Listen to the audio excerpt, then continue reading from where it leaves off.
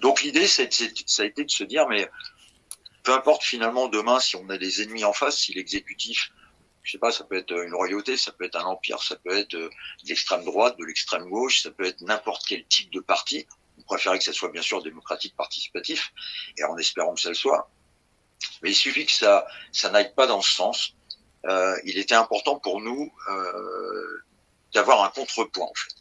Donc dans l'idée, RC2P, c'est une séparation des pouvoirs, c'est-à-dire deux entités bien distinctes.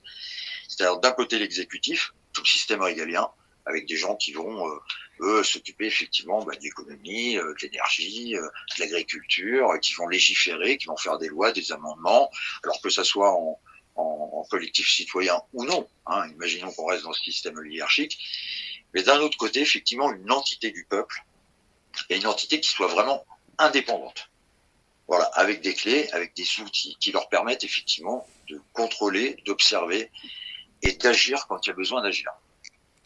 Donc c'est pas une entité qui est là pour faire des amendements, des lois, elle n'est pas là pour légiférer, elle a aucun pouvoir de vote, elle est uniquement là en fait en assurance pour le peuple, c'est-à-dire vraiment une entité du peuple qui est là pour dire à un moment donné, faites votre travail, mais faites-le bien, parce que si vous le faites mal, là on va pouvoir agir contre vous.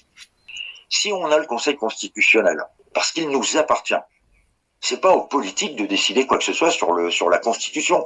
Si on a nous à décider et à travailler sur des ateliers constituants, ça nous appartient, ça appartient au peuple. Donc on doit avoir le Conseil constitutionnel, on doit avoir la Cour de justice qui peut faire appel à la haute Cour de justice pour pouvoir effectivement engendrer très rapidement. Et c'est pas sur 3, 4 ou 5 ans comme certains politiques. Il y a des fois, ils sont même plus en poste, ils sont jugés, voire ça passe aux oubliettes.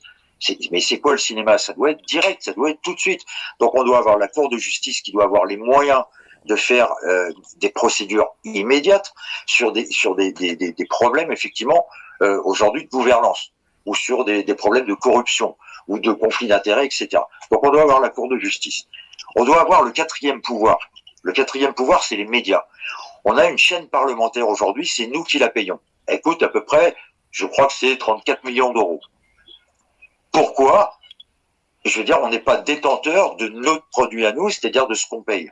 La chaîne parlementaire, pour moi, c'est un média qui devrait non seulement être indépendante, qui devrait informer, pas désinformer, mais informer effectivement la population, qui devrait vous servir à vous, si vous êtes en place, à expliquer pourquoi un référendum, le pour, le contre, faire des débats sur des choses quand même assez importantes. Je veux dire, les médias, c'est quelque chose. Vous voyez, il y a l'AFP, c'est exactement la même chose. L'AFP, c'est le bon Dieu. C'est-à-dire qu'ils sortent des dépêches et pratiquement tous les médias mainstream se servent. Si c'est contrôlé par l'exécutif, mais comment voulez-vous que ça fonctionne? Donc pour moi, l'AFP, ça doit être contrôlé par une entité du peuple. Alors oui, ça demande une levée d'impôts, oui, ça demande une indépendance, mais quelque part, ce que les gens ne donnent pas d'un côté, ils prendront de l'autre. Et si on arrive à faire une économie sur les 120 milliards effectivement de corruption, en fait, ça vaut rien. C'est-à-dire que ça coûte rien. Je veux dire, ça sera même une diminution d'impôts par rapport aux gens. Bon, voilà. Donc, c'est juste une idée. Ça ne veut pas dire que c'est la solution. Ça veut dire que ça peut être un bon complément de solution pour quelqu'un qui va avoir une bonne gouvernance demain.